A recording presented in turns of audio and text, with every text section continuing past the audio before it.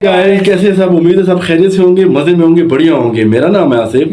Guys दोबारा आपके सामने पाकिस्तानी रियलिटी रिएक्शन के चैनल से हाजिर हुए हैं। एक बहुत ही इंटरेस्टिंग वीडियो लेके हाजिर हुए हैं। बहुत अजीब इंकशाफात होने वाले हैं चंद्रयान 3 के बारे में। उसकी एक नई अपडेट के बारे में बात करेंगे आपसे कि जो उसकी है वो क्या अपडेट है, और उसके बारे में ये बात करेंगे कि वहाँ पे कुछ ऐसी चीज़ें दफन हैं जो हमें देख के हम बिल्कुल हैरान हुए हैं कि वहाँ पे कोई चीज भी दफन ऐसी है, चीजें दफन हैं और जो पहले से एस्ट्रोनॉट जा चुके हैं उनकी कुछ ऐसी चीजें हैं। क्या वो ये चंद्रयान देख पाएगा या नहीं, हमें वो सिग्नल। और ये भी डिटेल से हम इसके ऊपर डिस्कस करेंगे कि कितने एस्ट्रोनॉट्स वहाँ गए हैं और कौन कौन से गए हैं। हम तो नील आर्मस्ट्रांग के अलावा किसी को भी नहीं जानते, तो ये भी हम इसके अंदर मजीद जानेंगे कि और कौन कौन से गए हैं और किस तरह से। बहुत सी बातें, बहुत सी इन्फॉर्मेशन आपको इस वीडियो में मिलने वाली है। वीडियो को एंड तक देखिएगा। हमारे चैनल को सब्सक्राइब करें, हमारे चैनल को सब्सक्राइब करें, हमारी वीडियोस को लाइक करें और कमेंट सेक्शन में हमें रिव्यूज देना कभी ना भूलें। और बेल आइकन को प्रेस करें ताकि हर आने वाली वीडियो आपके सामने दिखने में आसानी। बिल्कुल, तो बिना किसी देरी के अपनी वीडियो स्टार्ट करते हैं हम। Countdown 3, 2, 1 start.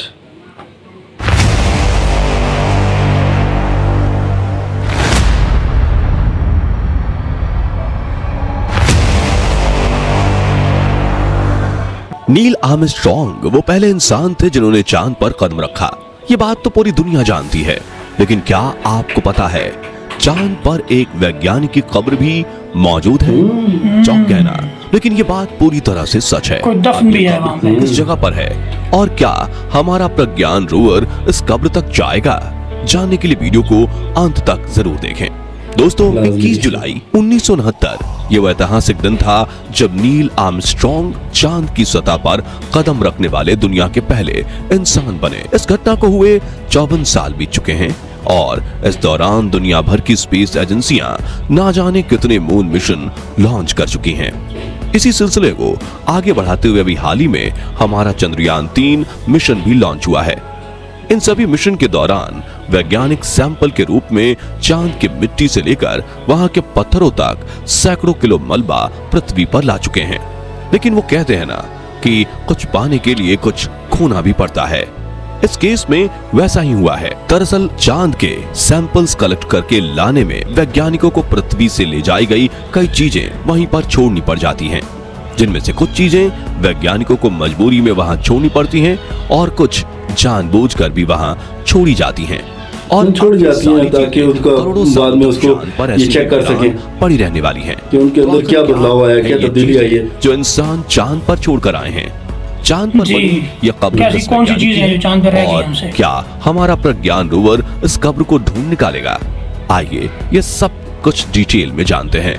दोस्तों, जुलाई 1969 से लेकर दिसंबर 1972 तक नासा के कुल 6 अपोलो मिशन लॉन्च किए गए और इस दौरान वैज्ञानिकों ने चांद की सरजमीन पर कदम रखा। अब इसमें नील आर्मस्ट्रांग का नाम तो हम सभी जानते हैं, लेकिन बाकी के 11 एस्ट्रोनॉट्स कौन थे उनका कभी जिक्र नहीं होता। इसलिए आज हम आपको उन सभी एस्ट्रोनॉट्स का नाम बताते हैं। एडविन बर्ज, एल्ड्रिन, चार्ल्स पेटे, कोर्नाड, एलन बीन, एलन अलग-अलग मिशंस पे सारे ये बिल्कुल डेविड स्कॉट, नाम सा किसी को नहीं पता, John Young, Charles Duke, Eugene Cernan और हैरिसन स्मिथ। ये वो एस्ट्रोनॉट्स हैं जो नासा पर अलग अलग मिशन में गए। ये 12 एस्ट्रोनॉट्स अलग अलग अपोलो मिशन के हिस्सा रह चुके हैं और हर एक मिशन में ये चांद की सरजमी पर अपनी पहचान के रूप में कुछ ना कुछ छोड़ आए हैं। उदाहरण के लिए आखिरी 3 अपोलो मिशन यानी अपोलो 15, 16 और 17 में एस्ट्रोनॉट अपने लूनर रोलिंग व्हीकल्स यानी कि LRV को चांद पर छोड़कर आए थे। व्हीकल्स को नासा द्वारा खास तौर से चांद पर चलने के लिए डिजाइन किया गया था और एस्ट्रोनॉट्स ने इनके अंदर बैठकर चांद की सैर भी की थी। आपको बता दें कि LRV वाहनों की लंबाई 3.1 मीटर, चौड़ाई 1.82 मीटर और वजन 209 किलोग्राम था। यानी क्योंकि चांद की ग्रेविटी पृथ्वी की तुलना में लगभग 6 गुना कम है, इसलिए पृथ्वी पर भले ही ये 209 किलो के थे, पर चांद पर जाते जाते इनका वजन सिर्फ 35 किलो हो गया था। ये असल में चांद ऊपर ग्रेविटी टॉप स्पीड किलोमीटर प्रति घंटा थी। उस समय इन्हें मून बगीज भी कहा जाता था। नासा ने इन्हें बनाने में बहुत पैसा खर्च किया था। आहिस्ता आहिस्ता क्या चलती करते? थी, 14 इन्हें किलोमीटर वापस से धरती पर लाना उस समय नासा के बस की बात भी नहीं थी, जिसके वहीं छोड़ चलते के आ गए। एस्ट्रोनॉट्स कुछ समय तक इनकी सवारी करके इन्हें ऐसे ही चांद पर छोड़ाए। तब से लेकर आज तक ये व्हीकल्स चांद पर ऐसे ही पड़े हुए हैं और आने वाले करोड़ों सालों तक ये ऐसे ही रहेंगे। इसका कारण ये है कि चांद पर वायुमंडल ना के बराबर है, यानी ना तो वहाँ हवा चलती है, ना ही बारिश होती है और ना ही तूफान।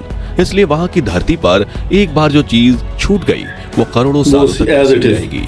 यहाँ तक कि नील खराब नहीं होती है। आर्मस्ट्रांग के जूते के निशान भी चांद की मिट्टी पर आज तक वैसा ही बना हुआ है, मानो कोई अच्छा। अभी एक पहले ही वहां से गुजर कर गया हो। इसके अलावा सभी 6 अपोलो मिशन जो चांद पर सफलतापूर्वक लैंड हुए, उनके लैंडर मॉड्यूल को भी चांद पर ही छोड़कर वापस आना पड़ा और ये लूनर मॉड्यूल आज भी अपनी जगह पर ऐसे ही खड़े हैं जैसे एस्ट्रोनॉट्स अभी कुछ घंटे पहले ही इन्हें छोड़कर यहाँ गए हों।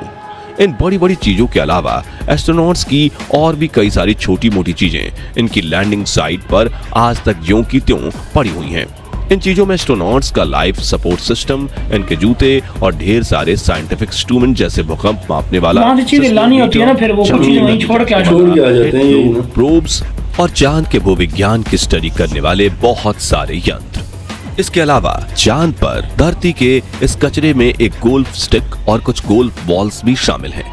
दरअसल अपोलो 14 मिशन के दौरान एस्ट्रोनॉट एलन शेफर्ड एक कीर्तिमान बनाने के लिए अपने साथ गोल्फ स्टिक और कुछ गोल्फ बॉल्स चांद पर लेकर गए थे। गोल्फ खेल रहा था वहाँ। लैंडिंग करने के बाद उन्होंने चांद पर गोल्फ के कई शॉट भी खेले। इस तरह ये चांद पर गोल्फ खेलने वाले पहले और इकलौते इंसान बने और उनकी ये गोल्फ बॉल्स और गोल्फ क्लब आज भी चांद की सतह पर ऐसे ही मौजूद है जैसे 53 साल पहले उन्हें वहां छोड़ा गया था। ये लिस्ट यहीं पर खत्म नहीं होती, बल्कि चांद पर छोड़ी गई चीजों में अमेरिका का झंडा, तोड़फोड़ करने वाले कुछ औजार और एस्ट्रोनॉट्स के मलमूत्र की थैलियां भी शामिल हैं। साथ ही कुछ एस्ट्रोनॉट्स यहां अपने परिवार के फोटो भी छोड़कर आए हैं। खैर ये बात तो हुई अपोलो मिशंस की। इसके अलावा बहुत से मानव रहित चंद्र मिशन लॉन्च किए गए जिनके निशान, औजार और मलबा वगैरह आज भी चांद की सतह पर पड़े हुए हैं। आप में से काफी सारे लोग शायद ये बात नहीं जानते होंगे कि नासा से पहले सोवियत संघ ने चांद पर अपना मिशन भेजा था। इस मिशन का नाम लूना 2 था, जो दुनिया का पहला ऐसा लूनर मिशन था जिसने चांद की सतह को टच किया। हालांकि इसमें लैंडिंग की जगह स्पेसक्राफ्ट चांद पर क्रैश कराया गया था। इसके चलते इसका मलबा आज भी चांद पर वैसे ही पड़ा है। ठीक इसी तरह भारत के चंद्रयान 2 का विक्रम लैंडर जो सॉफ्ट लैंडिंग करने में नाकाम रहा, वो भी छोटे छोटे टुकड़ों में टूटकर चांद पर वैसा ही बिखरा पड़ा है। और अब चंद्रयान 3 के विक्रम लैंडर और प्रज्ञान रोवर भी हमेशा के लिए चांद पर ही ये भी वहीं पर आ जाएंगे। ये भी रह जाएंगे। अब बात करते हैं उस कब्र की जिसका जिक्र हमने वीडियो के स्टार्टिंग में किया था। दरअसल चांद पर जिस इंसान की कब्र मौजूद है उसका नाम है यूजीन मार्ले शूमेकर। यूजीन मार्ले शूमेकर एक महान अमेरिकी भूविज्ञानी और प्लेनेटरी वैज्ञानिक थे। हालांकि उनकी मौत चांद पर नहीं हुई, लेकिन इनकी कब्र चांद पर ही मौजूद है। अब आप सोच रहे होंगे कि भला ये कैसे मुमकिन है। चलिए आपकी दुविधा को दूर करते हैं। दरअसल दोस्तों यूजीन एक महान वैज्ञानिक थे जिनका जन्म 1928 में हुआ था, लेकिन 1997 में एक सड़क दुर्घटना के दौरान उन्होंने दुनिया को अलविदा कह दिया। यूजीन ने बहुत से अमेरिकन एस्ट्रोनॉट्स को ट्रेन किया था। साथ ही यूटा और कोलोराडो में यूरेनियम की खोज भी सबसे पहले उन्होंने ही की थी। और अपने जीवन काल में अंतरिक्ष के अंदर इन्होंने बहुत सारे माइनर प्लैनेट्स खोजे थे। साइंस के फील्ड में अभूतपूर्व योगदान के लिए इन्हें बहुत सारे अवार्ड्स से भी सम्मानित किया गया, लेकिन साथ ही दुर्भाग्य से इनमें से कुछ अवार्ड्स इन्हें तब दिए गए जब ये दुनिया को अलविदा कह चुके थे। नासा भी अपने इस वैज्ञानिक का सम्मान करना चाहता था, जिसके लिए उसने तय किया कि वो इनकी कब्र चांद पर बनाएगा। दरअसल शूमेकर ने अपनी पूरी जिंदगी चांद को स्टडी करने में बिताई थी और वो मरने के बाद भी इस एजाज के तौर पे जो है चाहते थे। उनकी इस इच्छा को पूरा करने के लिए 1999 के दौरान नासा ने लूनर प्रोस्पेक्टर स्पेसक्राफ्ट को जानबूझकर चांद की साउथ पोल एरिया के पास एक गड्ढे में क्रैश करवा दिया। इस क्रैश की वजह से स्पेसक्राफ्ट छोटे छोटे टुकड़ों में टूटकर वहां फैल गया और इसी मलबे में एक कंटेनर भी शामिल था जिसके अंदर यूजीन शूमेकर की अस्थियां थीं। इस तरह से ये चांद पर दफन होने वाले दुनिया के पहले इंसान बने। अब जैसा कि हमने बताया, नासा ने इनकी अस्थियों को चांद के साउथ पोल यानी दक्षिण ध्रुव के करीब एक क्रेटर में फेंका था। और क्योंकि चंद्रयान 3 के विक्रम लैंडर ने भी चांद साउथ पोल पे दक्षिणी ध्रुव में ही लैंड लैंड किया की है। है। ऐसे में बहुत से लोगों को ये उम्मीद है कि प्रज्ञान रोवर यूजीन शूमेकर की इन अस्थियों को खोज निकालेगा, लेकिन असल में ऐसा कुछ नहीं होने वाला, क्योंकि इसरो ने अपने प्रज्ञान रोवर को चांद की सतह पर दूसरी जरूरी खोज के लिए भेजा है, ना कि यूजीन शूमेकर की अस्थियां ढूंढने को। वैसे साथियों, अमेरिकन स्पेस एजेंसी नासा के द्वारा महान वैज्ञानिक यूजीन शूमेकर को सम्मान पूर्वक श्रद्धांजलि देने के इस तरीके के बारे में आपकी क्या राय है? अपना जवाब कमेंट बॉक्स में जरूर शेयर कीजिएगा। बाकी हमारी आज की इस वीडियो में बस इतना ही। वीडियो अच्छी लगी हो तो इसे लाइक और शेयर जरूर करना, और अगर आप हमारे फेसबुक पेज पर नए हैं तो पेज को फॉलो भी जरूर करें। मिलते हैं जल्दी एक और इंटरेस्टिंग वीडियो में, तब तक के लिए गुड बाय। सो गाइस, बहुत ही इंफॉर्मेशनल और बहुत जो है वो इल्म को बढ़ाने वाली और हमारी मालूमात में इजाफा करने वाली वीडियो थी। बिल्कुल। तो आपको यकीनन ये पसंद आई होगी और वो 12 नील आर्मस्ट्रांग के अलावा 11 बंदों के नाम भी आपको पता चले होंगे, और जिनकी वहाँ पे दफन है कब्र, उसका भी आपको इल्म हो गया होगा। और जो चीजें हैं वहाँ पे छोड़ के आने का मकसद ये है कि वहाँ से जो चीजें लाते हैं ये वापस एस्ट्रोनॉट्स, तो वहाँ पे कुछ चीजें छोड़ के आते इसीलिए हैं ताकि वो वेट जो है वो इक्वल हो जाए, क्योंकि वहाँ से सैंपल्स लाने होते हैं, मिट्टी के सैंपल्स और बाकी जो स्टोन्स हैं वहाँ पे, उन चीज़ों के सैंपल्स लाने के लिए उन चीज़ों को वहाँ पे छोड़ना। और वो देखिए, ऐसी भी ये भी बात है कि चांद के ऊपर जो है उन चीज़ों का वेट कुछ भी नहीं होता, जैसे अब नीचे से वो ग्रेविटी के फर्क की वजह से तो उनका वेट कोई भी नहीं है, और चांद पे जिस तरह की चीज़ होती है उस तरह ही रहती है, क्योंकि वहाँ ना बारिश होती है, ना कोई तूफान चलता है, बिल्कुल ना हवा, कुछ चीज़ भी नहीं है। ऑक्सीजन है जिससे वो खराब होगी या उसको जंग लगेगी, इस तरह की कोई भी ऐसी चीज नहीं है। हाँ, बिल्कुल यही बात है। तो सो गाइस, हमारी वीडियो आपको उम्मीद है पसंद आई होगी। ऐसी नई नई वीडियो के साथ आपके साथ सामने हाजिर होते रहेंगे।